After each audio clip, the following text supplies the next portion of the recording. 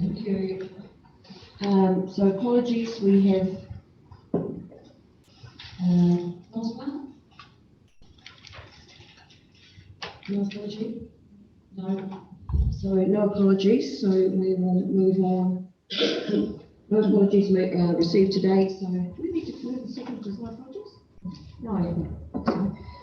Interest register, everybody has access to that. Please, as I said before, keep yourselves updated on that. So that will move straight through into staff reports for the adoption of the draft annual plan 2023 to 2024. Right, Emma, floor's yours. Apologies, I was on mute. Good morning. Thank you, Madam Mayor and councillors. I would like to present the report for the draft annual plan 2023-2024 and consultation document and take the report as read. I would like to note that this morning you received an updated feedback form. A comment section has been included for each of the areas where there are options to allow people to make comment on those options. But otherwise, I'd like to take the report as read and I'm happy to open the floor to any questions. Thank you. Questions for Emma, please.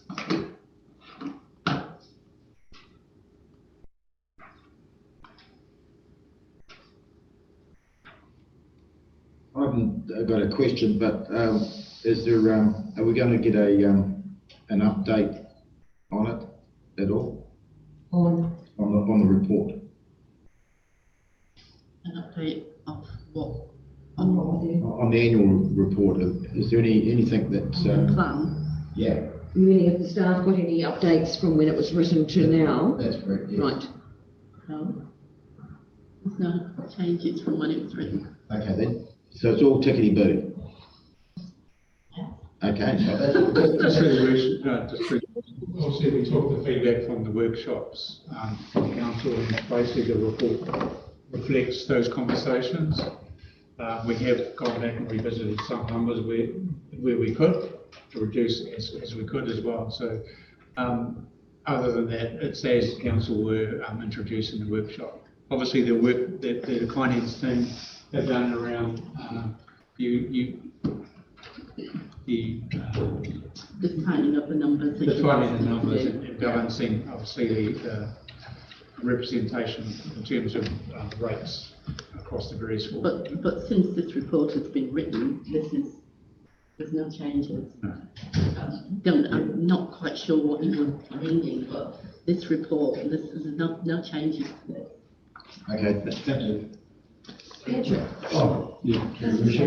Just a question. So I just noticed in the right-hand column on page, 10 in the middle of page 16 on the side, just under planned capital expenditure, new Aotearoa public toilets still showing there in the annual plan 23-24. So that's still in the plan, or is it out of the plan? So I'll get Leslie to explain that because that's actually created a bit of confusion for all of us when we had the discussion. So, yeah, so it is in the plan, but I have the notes from the meeting, the workshop with you, and I have these notes were written by Susie and were taken from the recording. And I also have Emma's notes as well, and they back up this, and I'll read them to you. CapEx in public toilets is for Aotearoa. There is a temporary toilet at Aotearoa and are being fitted and serviced currently. Submission from the Aotearoa community last AP annual plan for permanent public toilets. There is no sewage system, so would need an oasis system in there. It is also on Kiwi Rail land and would need his, hers and disability toilets, or a unisex for all to bring costs down. Look at taking Aotearoa out of the budget, but could take to a consultation process to receive feedback, proposals for good reason to keep it in. A brief consensus was taken around the table and 4 councils agreed to keep it in and 4 removed. So what we have done is kept it in the budget, which is what we've asked for, and also put in a proposal for a recommendation to remove it and to get feedback from. So it's in the budget, which is what you asked for, and we've also put a consultation item in there to say, recommend taking it out, but you can feedback on anything you like. Sorry, through your worship, the recommendation from what I had read was that we were removing the temporary toilets. That was the council's third option. That's not what's come through on the recording, because we've checked our notes. No, and that's what I'm saying, that's Yeah. not, but in the plan here. Yeah, it says that it's but it council. doesn't say it in the notes, so we've done what the notes and what was discussed, Okay. we have done in the plan. And I've got Emma's notes as well, and they say exactly the same thing. It's in the letter notes, isn't it, that discrepancy comes up? Because I believe that's what's brought Diane to the meeting too, is the fact that there's a conflict of what's being said in there, that the funding's in there, but the overall comment is that the toilets that are there currently are removed, regardless of what the outcome is.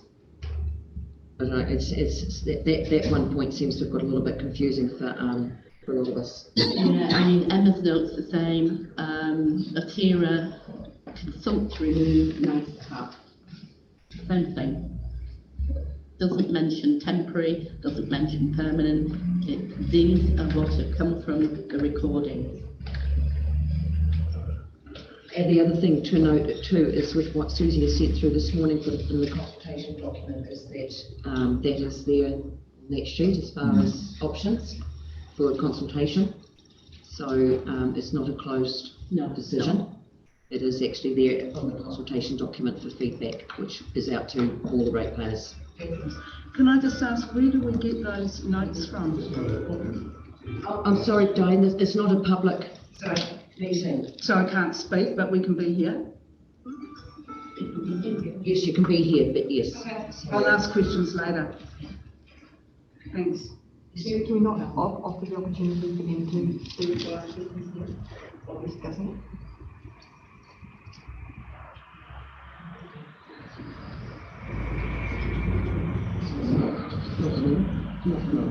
Question saying we don't have a agenda item.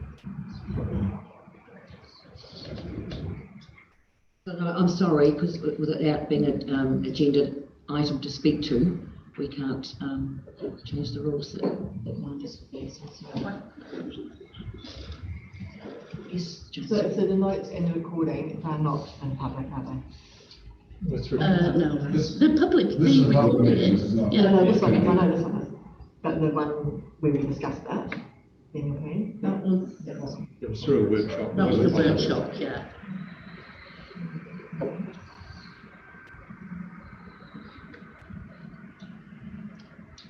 But yeah, the confirmation is it is in the budget. It is in the budget.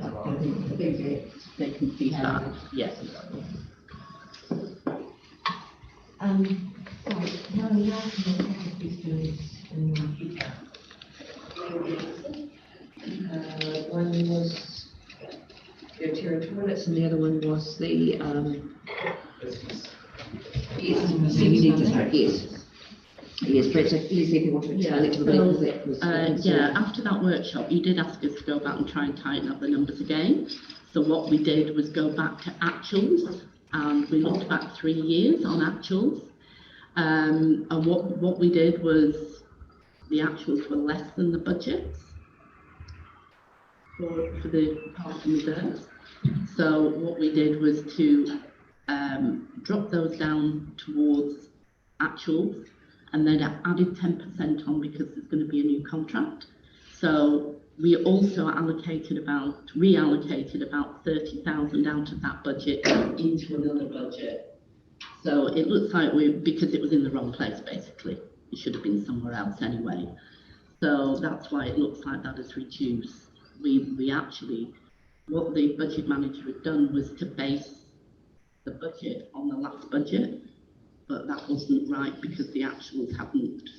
So in terms of that 30,000 that was in the wrong place, that still relates to maintenance in the CBD? No, it doesn't. It relates to bins. Oh, okay, so So it was in, type of service, but not. yeah, but in a different, So we put it where it should be. That makes sense. That reduction feedback. Yeah. Has the service level dropped in the CBD over No. that time frame? Not at all. No, it has not dropped. we can't drop it without revisiting the LTP. Just through your worship, just regards to the CBD, this has been a contention with the last council as well, in terms of wanting a gold plate standard, in terms of raising the value, but at the end of the day, the rates determined the outcome, so they weren't willing to fund it, but they still wanted a higher level outcome. So we've held that budget pretty consistent over the last 3 years. We haven't added a lot of volume to it. That came out of an austerity budget, only winter regime, whereby she culled quite a lot of additional costs out of the CBD maintenance. So there's been no change other than a cost versus actual review, plus a 10% increase based on we know that we have a Parks and Reserves contract to reissue again. So we could have actually been doing more with the budget that we had. It would appear so, because we weren't spending it. So Because the budget was coming from the LTP. what worries me is that we're reducing things, and once you start reducing them, you can never get them back. That's my interest. Again, you can get them back. Well, you can, but it's very difficult. Yeah, and we work that through the long-term plan, because it's based on service levels, and that's the place to work out. That's where you change your service levels. Yeah. Through the worship. And the reality is that the town centre has been neglected from the contract. The maintenance isn't up to standard. By millions standard. The gardens that are falling apart down Wall Street. And it just shows that this is not having the attention or the council, but it certainly needs some serious attention. I'd agree, cutting the budget back is not certainly not an answer. I did send an email to Simon asking for a breakdown of current budget, what that covers, along with what components are planned to be, well, that was on the reduced budget, but that was a misinterpretation. And is there an actual maintenance contract with CBD? So I'm not sure, Simon, when you can report back to us on that. That is a concern that was being through everybody. Take that away. Just to reinforce, there is a review of Parks and Reserves contract, which has to be issued this financial year. Taking on board what you've stated, and we'll look at the contract in terms of what we are putting out for tender to make sure it actually meets our objectives. And also remember, because we haven't been spending that budget, we've got carryover towards it as well. I mean, our intention to do with carryovers at the moment is to reduce the deficit on the smoothing. But obviously, if we've got something like that that needs to be carried forward to increase that budget, then we can do that. But it seems I'd like to see like the trees out, that the gardens have all been dug out and bark put in them, but no plants. There's hardly a plant in the CBD. Parts of green, slimy, it's actually dangerous. The whole place needs one good spruce up. And, a lot of those trees get quite big, the leaves full of gutters, and there seems to be a real lack of, well, in my opinion, maintenance. I think That'll have to be built into the service levels in the LTP. So the service levels at the If moment you want to obviously increase quite the low. service levels, it has to go through an LTP. Through worship, I mean, that shouldn't be the service.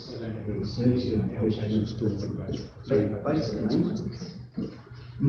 There's That's a maintenance in the plan. Walking past it every day, but we become so numb to it, so you don't even notice it. We spend all that money and wasted effort on sprucing up one block of the house, and you leave it well through the rest of the town. Well noted, councillors. Thank you. And I think it's something that has come up through the course of everybody going through the annual plan and so forth. There's a few concerns there that we need to make sure we follow up right through and make sure that the interpretation sits with what is happening because if there's discrepancies there, we need to be fully comprehensive of what those are and what we would like to have addressed as well. So yeah, so what I would suggest is that obviously you go out to consult with this, but you can in the next meeting after the submission period, if you do this work looking at the contract as it is and what is in there, then we can increase that at that time of the submissions and the hearings and through the deliberations. So we can increase it, but then we won't spend the money because we can't increase the service. So we can do an individual one-off contract. Right, Yeah. If the place is complete. Yeah. What's the shelf life of the maintenance contract? How often does it go? 3 years. Okay.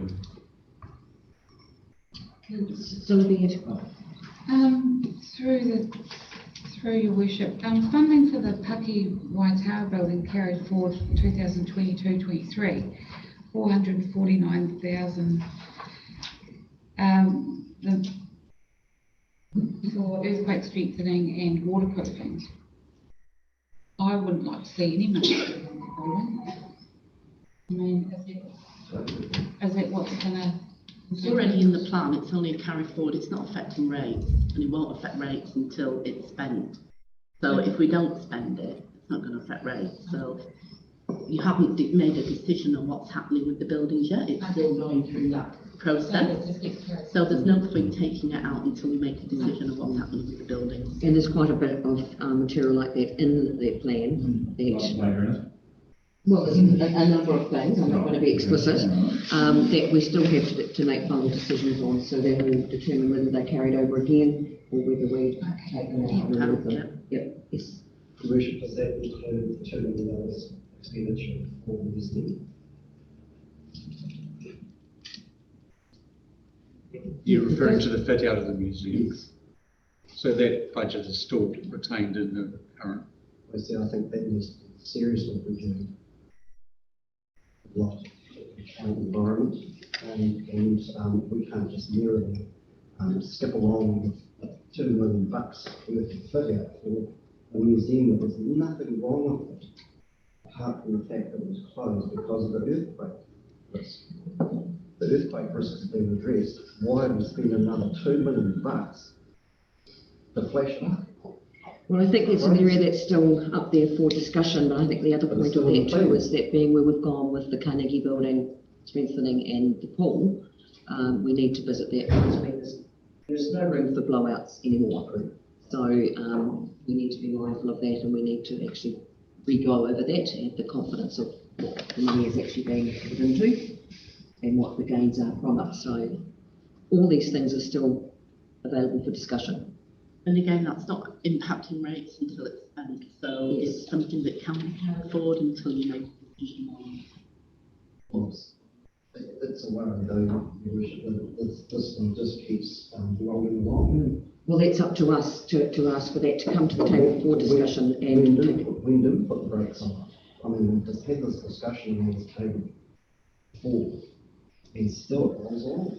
I think in all fairness, the fact that the first 6 months, 7 months of the new council is really getting your head around what's been, the former councils, where we are now, what the plans are, what the projects are, the funding repercussions and so forth. I think everybody is would agree they're in a better position now to understand and actually have a constructive discussion about it than what they would have been 3 or 4 months ago.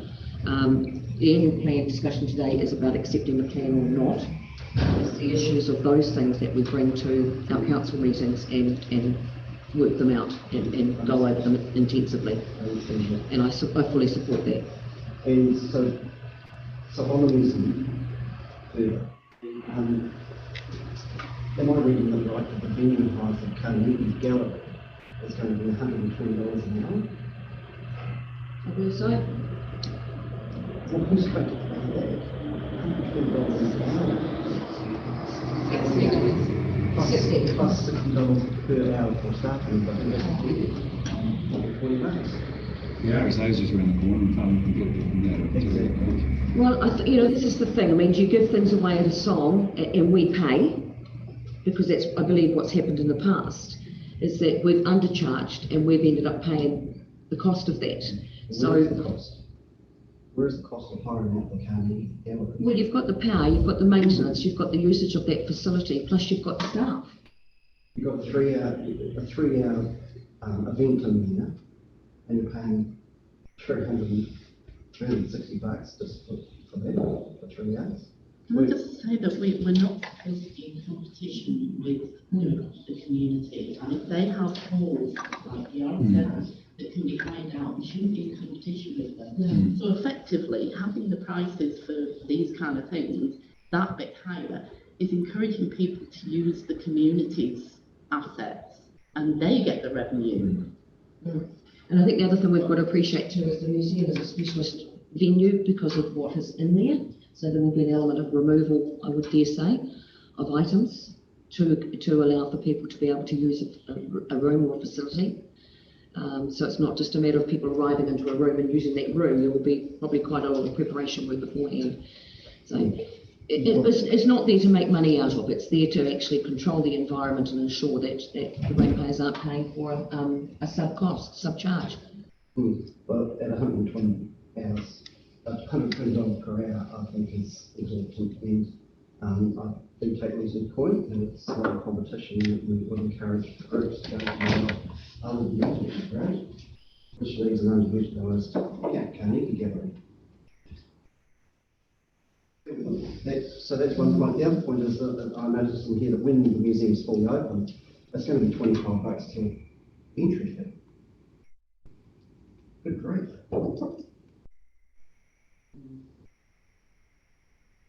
That will come from the museum Well, budget manager. So that's again, that is something you can get feedback from in this and make a change at the end if you want to. You know, that's the whole idea of going out to see what the public has to say and then making your decisions on the submissions.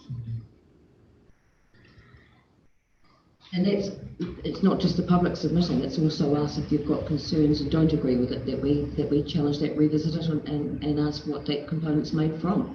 Because the last thing we need to do is spend all this money on developing a modern museum, upgrading it, and then have nobody going into it because of the cost. Well, we should precisely the risk. Yeah. We're going to have, within 18 months or so, we're going to have Home Pathway opened in this town, which is going to draw an awful lot of tourists at the gateway to the CBD. Now, if they're going to be paying $35 to get into the Home Pathway, they're going to fork out another $25 to go to the museum. I don't think so. I think it needs seriously needs to be reviewed. Just to highlight the cost, it's on page 44, councillors of you. So all Western residents is free. Yeah, we're not talking about residents, we're talking about... No, visitors. So if they're only going to the open gallery, we're talking $6. All galleries, so that's once all the museum has been upgraded to the right level. It's $25 for visitors. That's right. That's correct. Well, I imagine that the museum staff have obviously worked with the council of setting the prices. They'll probably look at other museums in the country. You know, I'm not sure what it is in sort of other museums, but I don't know, the visitors will probably pay. We'll take that on board, councillors, and just revisit that as an action for this meeting. What is the annual cost of the museum to the ratepayer? And it's not funded just through gate fees, is it? It's funded at rates. I don't think we'll get feedback on that unless it's a specific question. There's a huge amount to read through to find. Might be one of Well, we'll look at it internally anyway as an action out of this meeting. Yeah. I don't know that I agree that it's in competition with the community, well it is, but it's also feeding into the community anyway. It's not like it's a private enterprise in competition with the community halls. So I don't think it's a big issue if we cheap up for that reason. It's mentioned in the act. Mentioned in the act. So clearly there's some things that we need to work on behind the scenes as far as getting this through to the end document. You know, and if there are any concerns, we need to address them, challenge them, question. bit more definition. Because as we said, and as Leslie has said, that this is not set in concrete, this is a consultative document in its draft form, and that's what we are visiting today. So Just a point of clarification regarding the venue hire, $60 per hour. But if it's outside of staff normal hours, it's another $60 for staff support. So normally if it's a gallery display or something during the day, it's just $60 per hour. It's been proposed. Through Your Worship, just a couple of questions around where the long-term plan said we'd be at versus where this annual plan says we're going to be. Cash equivalents, we're down $8.8 million. Is there any cash or cash equivalents? What's the commentary around that, please? The cash reduction is, as we've said in the past, because of the smoothing of the rates and what's happened in the past. And it's now showing, because you can see it clearly in the financial statement. And borrowings is obviously positive, it's down 6.2 million. Is that because we're not acting on some projects we've got on the plan, rollovers? Yeah, and also what we've started the year on. So it's less this year. We're expecting less, forecasting less in the budget this year, so that's the starting point as well. Assets under construction, a zero budget for the long-term plan. We've got 10.7 million under construction. What assets are they? Assets that will be carried, in progress at year end that will carry forward. That we were expecting to have completed by now, to not be... No, this is why the assets under construction in the new plan, because over that period of the year end, they'll still be in progress, so they won't be completed to the following year. Yeah, but we didn't expect them to be because there's no budget. Well, we don't budget for assets under construction, so it's basically just carrying forward the cost from one year into the next year. Because we can't capitalise until it's commissioned anyway. And the last one, just on repayment of borrowings, we were forecasting to put down just shy of $2 million against that, and we've got nothing in this year's plan to repay that. Is that another chance for smoothing and trying to get repayment of borrowing? Repayment of borrowing? Yeah. Yeah. We had 1.87 million in the budget for the long-term plan, but nothing in this year's budget to repay. So, yeah, we offset it when we draw down the budget, so it's coming out of reserves. Yeah. So we've not rated for it because we've taken it from the repayment. But what we do is when we draw down the debt, we offset the repayment. So we're just doing a net drawdown of debt. And your question earlier about the museum, the total cost of running the museum in the budget is $426,000.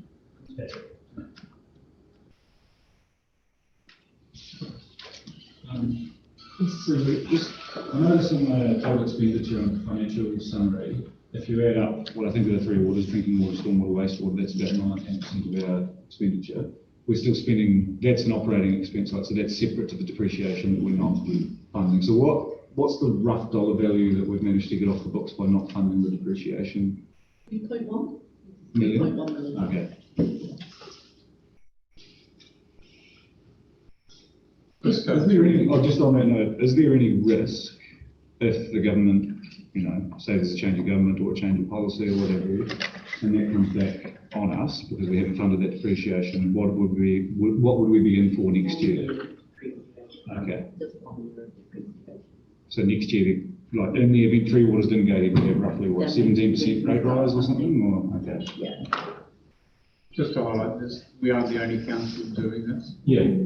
There are others. And it's quite contentious with the IA and NTV. I find it a bit concerning because it's almost an admission that we should just have our assets taken off us because it looks like we don't want to pay for them, really.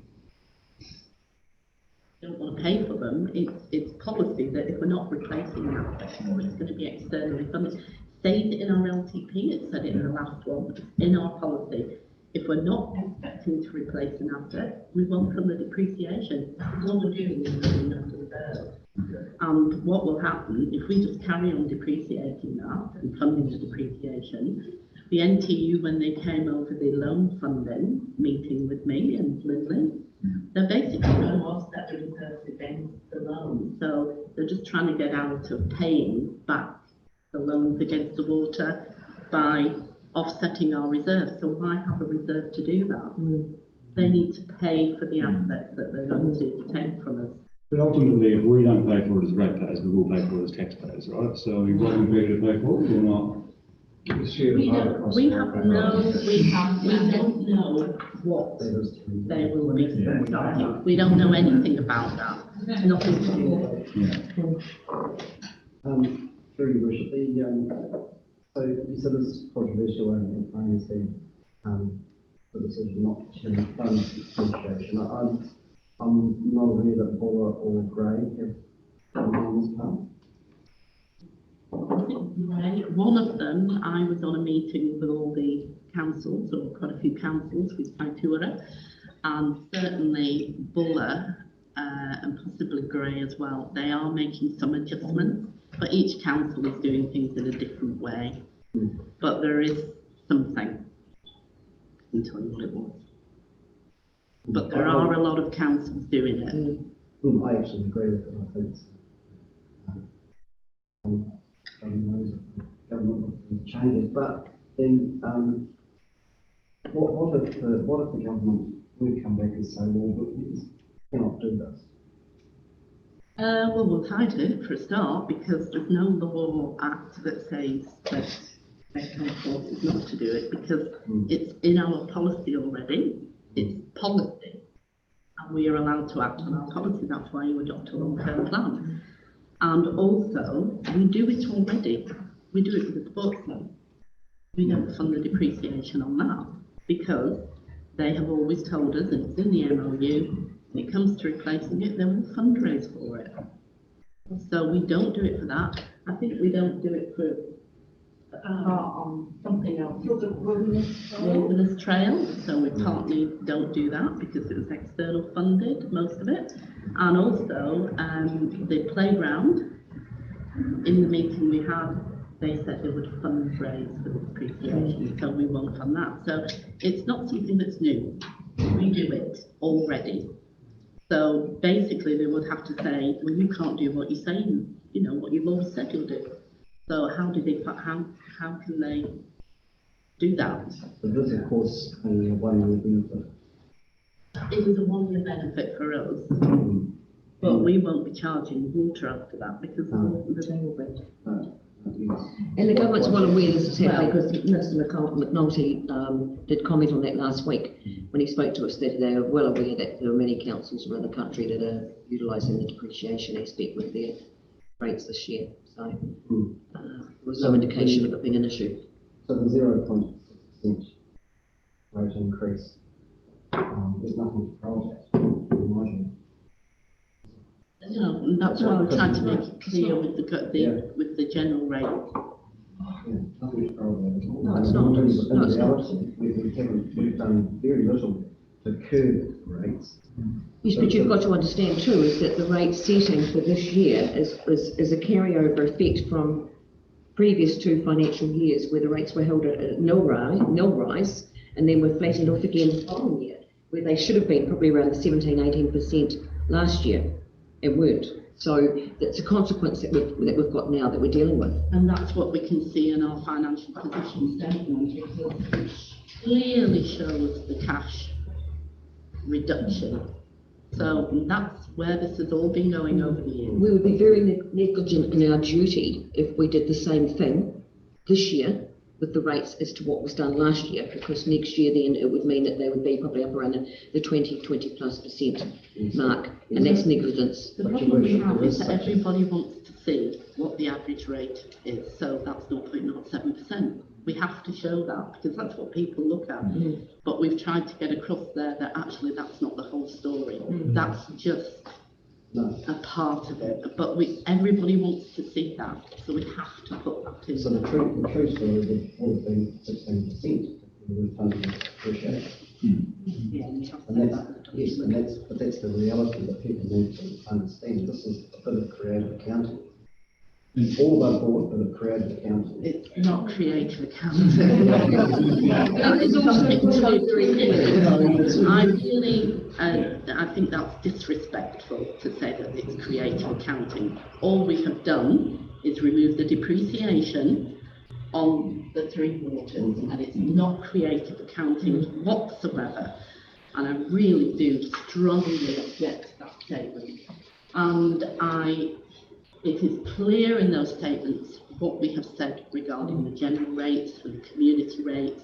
Those have increased. We've made that clear, and that's why we have talked about adjusting the differentials and the new agency to try and make it fairer for those that don't have that benefit from the three waters. And that is not creative accounting, that is moving around the tools we have in our rate system to be able to try and make those rates fairer. Thank you. Firstly, you're saying that quite a few councils are cutting out the depreciation. Do you know if most of them are then smoothing the benefit over all ratepayers, or are I don't know. I don't know what they're doing. No, we don't. We've had these conversations in meeting together where there were. It's the same meeting where I got those rates increases from that I told you about, what they were expecting. So, but nobody went into detail over what we're doing. I've got another question. Going back to the OTO toilets on page 32. There are no OTO toilets. This is council's preferred option if it makes a difference for ratepayers. If the vote the other day was 4-4, does it need to be said that that's the preferred option? Well, that's what the notes said. That is what the recording said. That is what was said in both Susie's notes from the recording and Emma's notes. So we are doing what we were told to do. That's fine. Can we re-look at that at this point and take out that so that we're not... We have to give a recommendation. So you want to change what you said previously into different recommendations. I don't think the recommendation, just from reading those notes last night and what it says here about removing the temporary structure is accurate. But it doesn't mention in the recording and on the notes about the temporary structure. So just to clarify, is there a consensus that option 2 is preferred versus option 3? Can we go back to Option 2 is retaining the temporary structure and funding ongoing caretaking, cleaning, maintenance. Option 1 is the full, obviously, capex for a brand new public toilet, which is up to consultation. And not forgetting you can change all this once the submissions come in. Yes. You can look at This is a draft annual plan, this is not the final annual plan. No, this is what we want to see. The final consultation document. Yeah. And that's what I'm questioning. Yeah. Not if we change the decision, but if we change the wording of it in here. Right. That's what's going on. Well, to be honest, I thought, and I think it's agreed with some others around here, that what we agreed on, because it was the tie, that in the interim, the temporary toilets would stay while we had the consultation period on the full replacement. And they are there. So we know That's for stays, yes. But this says in here, option 3, preference is to not have any toilets Yes. basically in Ontario at all. And that was not the preference. Removed. Well, no public toilets. But I don't think But that was not the preference. That was not council's preferred option No. at that meeting, because we never discussed removing the temporary So I think toilets. that's the issue, is that wording indicates that that was the council's preferred option, and it certainly wasn't. The preferred option was to keep the toilets there. Option, the recommendation. Yes, that was it. To me, that's what the recommendation was at that meeting. So we can change the recommendation. It wasn't that we got rid of the toilets altogether. So, You can make that decision here today, and we can change that in 5 minutes. It's just Right, the okay. recommended option is option 2. So we can do that after we can go out to consult with that. so I would like to, because I don't think it actually represents, as it is worded at the moment, how we actually finished at that discussion, because it was the full tie. So the memory serves me right, and my notes serve me right, we actually agreed to keep the toilets there currently while this went out for consultation, as far as a full replacement went.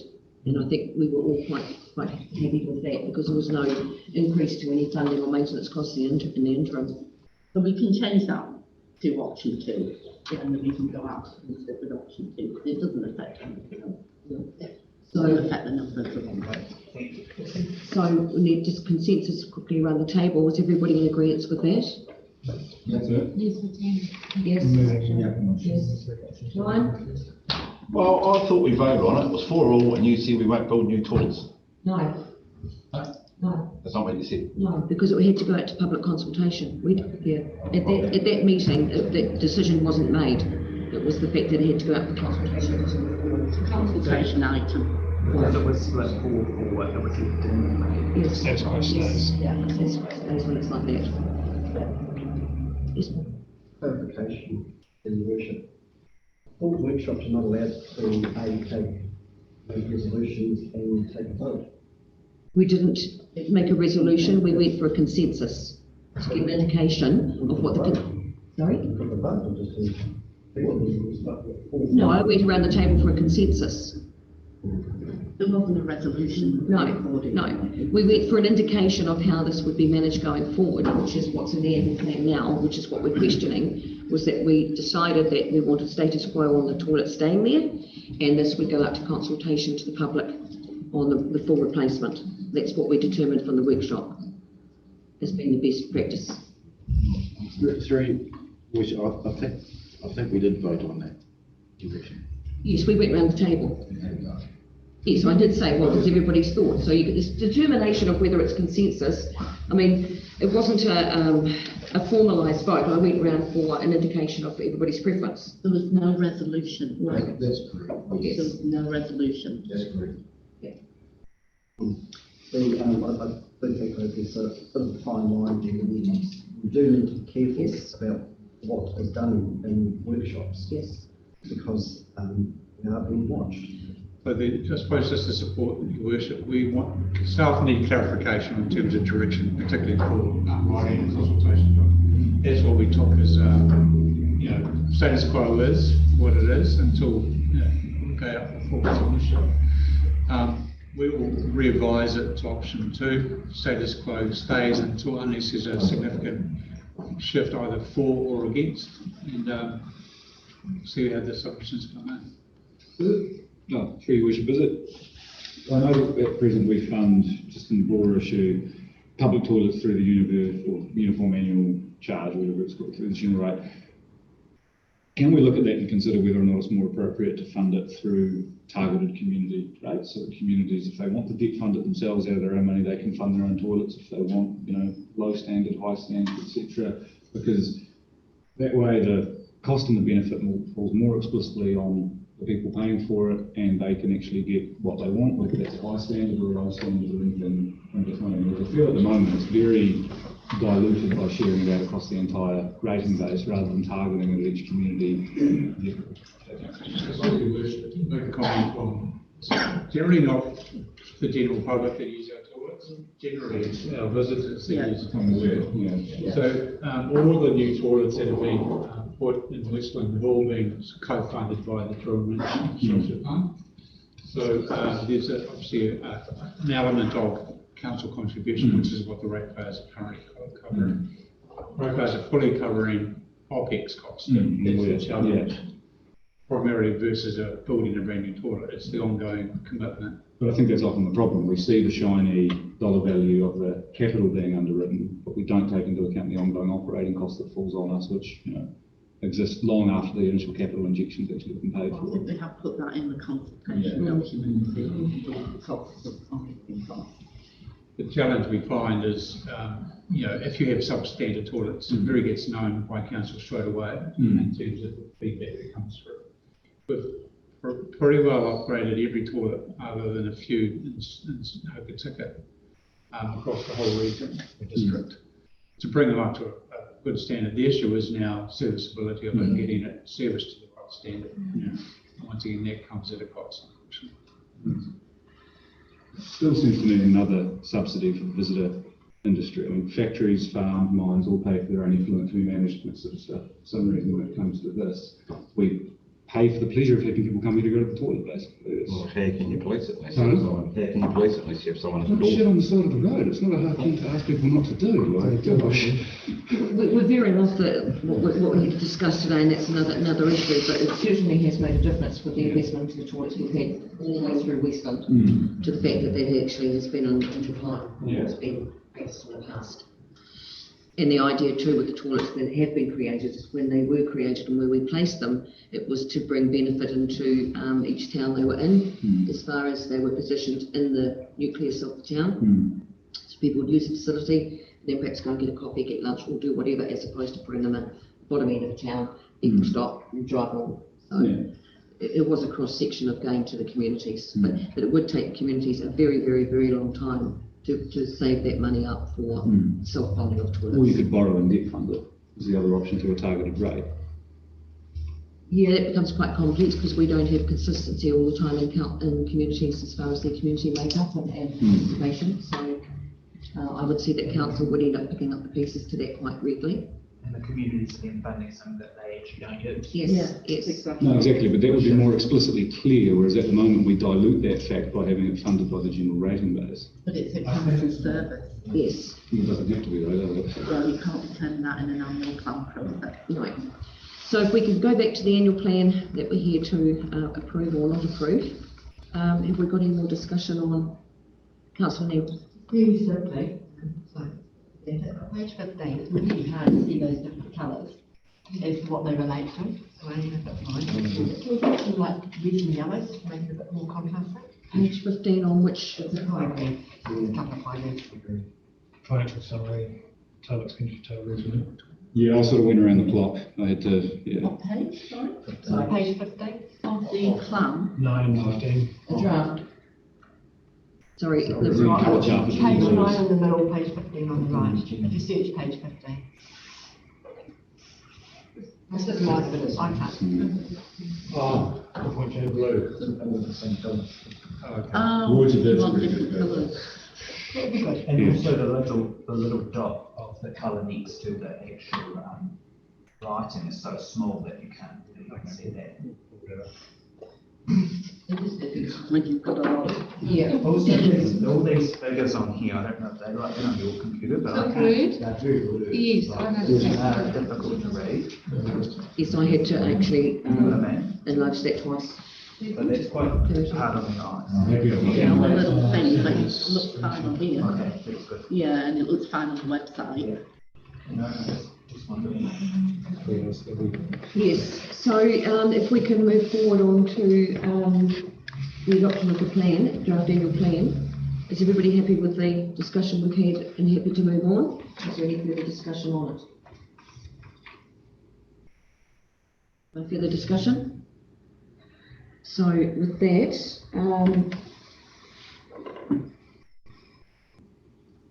can I have a mover?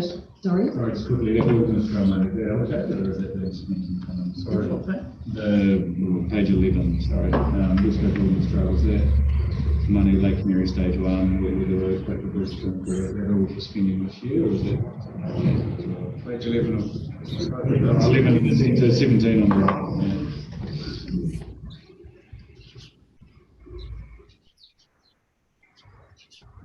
If it's in the plan, it's not been spent. No. Okay. If it's a plan to spend. No, but is it being spent? Because with other things we're told it's just in the plan, but it's not necessarily being Oh, spent. the trail works? Yeah. Stage Canary stage 1 is 90% of that's completed, that's just to finish it off. Alright. The Wainini weather route, that's to resolve an issue with regards to safety. So that has been carried over the last 2 years, so we're just carrying that over again. But all the rest of that will be in assets and construction. That's right. That will be one of those bits in progress. The Totra Bridge, council saw the bridge, the state of so we've actually brought money forward to actually look at addressing some of the challenges with the safety elements of that bridge. And the Mahanapur boardwalks are still in discussion. That won't be spent until we've got a proper outcome on future design, etc. Sorry, if I can, I just want to go and check with Stephen. Stephen, have you got anything you want to, you got any concerns or any points, questions? Sorry, because I'm aware I've got my back to you a lot of the time, and I'm not always aware if you've got your hand up. No, I'm fine. It's a consultation document. There's project budgets in there, which I guess are just sitting there. The only thing I was concerned about is if they're sitting in the plan, it's potentially a mandate to actually go ahead and spend it. That's the only thing I'm worried about. But apart from that, I'm happy to proceed to the consultation part of the process. Thank you, and comment noted on that one. I think that's sort of a concern around the table. Yeah, it's just that the LTP is the golden document. It basically instructs the CE to execute whatever's in the LTP, and the annual plan is the segments that make that happen. And there is this concern that if these things are put in the annual plan, that they can be executed. So as long as the projects, for example, we've had a discussion about the race course, and the funding and financial implications for that are quite different than what may be in this plan. But as long as they're just carryovers and we talk about it before we execute them, then I'm happy with the format of the plan and what's proposed. You mustn't forget we've had 2 workshops with you, at which point you could have determined to take those out or not to go ahead. So this plan is a result of those workshops with you. And so thank you, Stephen. Thank you, Councillor. Thank you. Just that clarification that was required then, I guess, saying that it's not necessarily going to be spent, and it's with the building, for example, we've said put a hold on the spending here. Does that need to be made clear in the consultation document so that the public realise that as well? Not in the consultation document. So that's standard operational business of council. It's comes back to I deem significant enough that council needs to have a full business case developed for each individual item. And when you actually, and what you could do if you're concerned about that, is after the consultation, when you come to adopt a plan, you could say a proviso on that resolution that these projects are brought back to council before they're executed, if it's something that's already in progress. I encourage councillors not to get involved in small projects and details. For the larger projects, you know what I'm suggesting. I'm not going to say it here, but it's a decision of council. But there's probably a number where I could say I'll bring a full business case back for council to verify and validate. And that'll be discussed tomorrow at tomorrow's council meeting. And we review the long-term plan again next year, is it wrong? Yeah, it starts as soon as we get. I just think it's very clear to the public that that's the case. That those projects are. Well, I think it has been, and that's the thing. How many times do you repeat what's recorded at the meetings? And if they're not going to read the minutes or Zoom or whatever, then they're not going to have that information. So it's the same as this. Not everybody's going to pick up this document and read it or read all of it. It's directly relevant to this document. But most of those are already in our long-term plan. And in the plan, the things like the race course was discussing that we're going to do something with it, but we don't know what. And that's pretty much the same as it is now.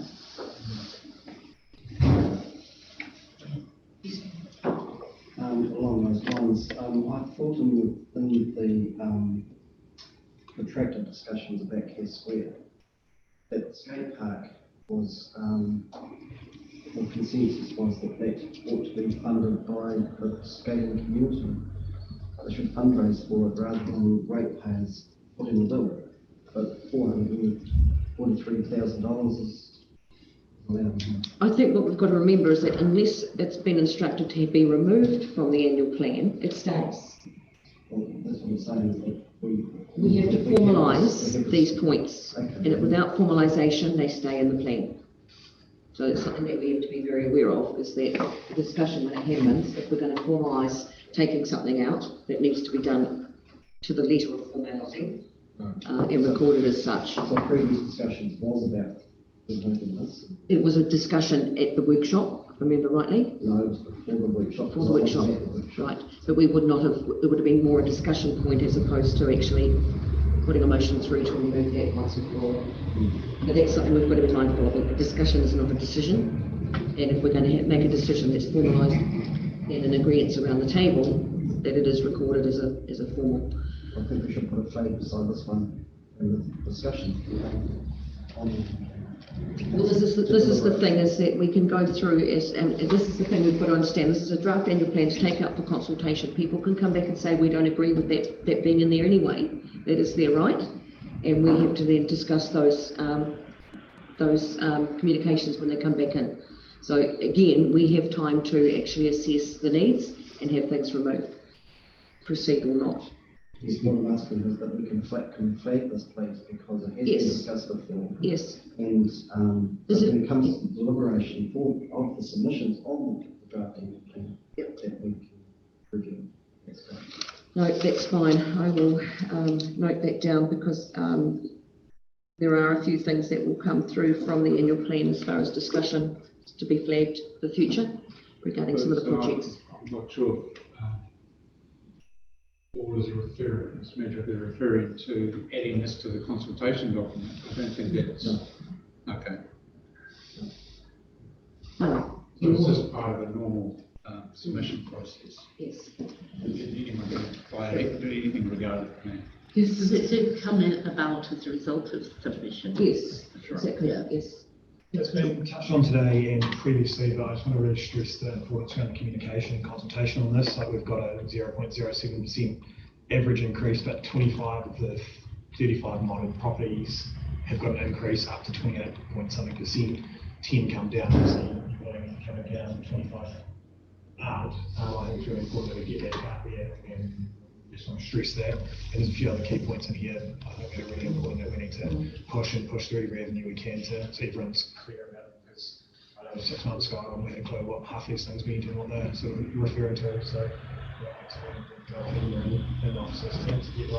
yeah, the onus isn't on the community to understand what we say. The onus is on us. It is quite complex. Right. 100%. Yeah.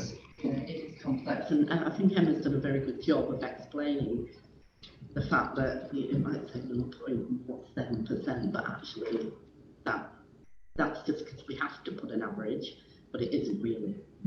That's not. But I think that's what Councillor Casson's saying, is that it's important that we actually get that point across, because there is going to be confusion and conversations where people say, well, that's the rate rise, it'll be presumed that that is it across the board. And lots of avenues too, because I don't think everyone's going to be pick up the consultation document and not everyone picks up the paper. And, I think we just need to make sure we get that through. And that's where you come in as well, because as councillors, you need to be going out and talking to your communities over this. And that's the biggest engagement you can do. We can put all these documents out, and as you say, they might not understand it, but if you're talking to them, which is your role, to engage with your communities, that is the biggest form of engagement and consultation that you can perform. Especially when you're talking about complex matters like that, because it is. Right, so I'll take it that there's no further discussion on that. So can I have a move in a second, just please resolve that the report be received, first and foremost. The council adopts the draft annual plan for 2023-2024 and the draft consultation documents. And that the engagement with the community will be undertaken from 9 AM Thursday, 27th of April to 4 PM Friday, 26th of May 2023. You also want to record that you wanted to change that recommendation to option 2? Yes, please, sorry, yes. We need to as well. get that.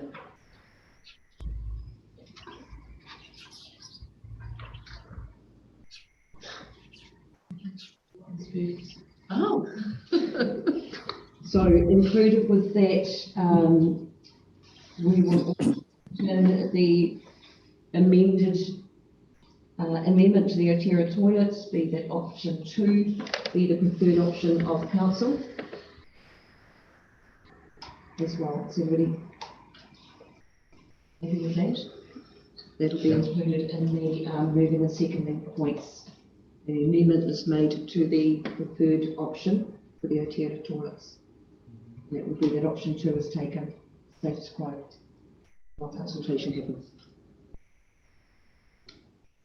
Okay, can I have a move on a seconder to those points? Thank you, Councillor Davidson, Councillor Casson. All in favour? Aye. Against? Nobody? Sorry, Stephen, I wasn't watching that. Were you in favour? Yes? Yep, thank you.